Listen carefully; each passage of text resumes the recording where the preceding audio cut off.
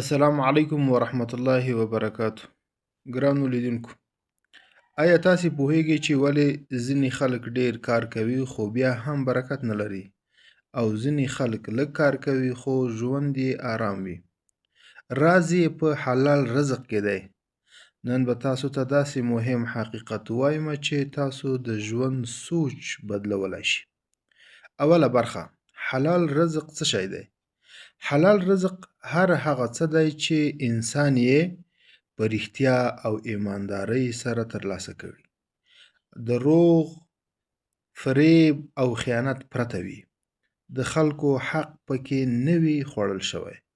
د حرامو لارې لکه رشوت، سود او غلا څخه پاک وي. یعنی پاک او روا ګټه حلال رزق دی. دویمه برخه: ولې حلال رزق مهم دی؟ حلال رزق یوازې پیسې نه دي بلکې برکت دی. زړه ته سکون ورکوي، دعاګانې قبلیږي، ژوند کې برکت راولي، آخرت کې نجات سبب ګرځي. رسول صلی الله علیه وسلم فرمایلی دي: الله تعالی پاک دی او یوازې پاک شیان قبلوي. دریمه برخه: حرام رزق څه کوي؟ حرام رزق کې څه هم ډیر ښکاره شي خو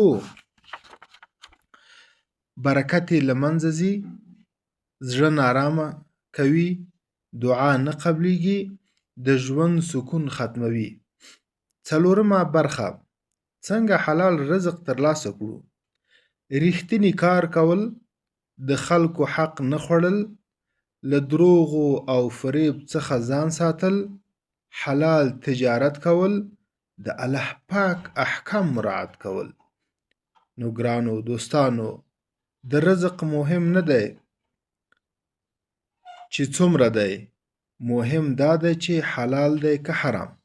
که غواړئ ژوند دې با برکته وي نو خپل رزق حلال وساته.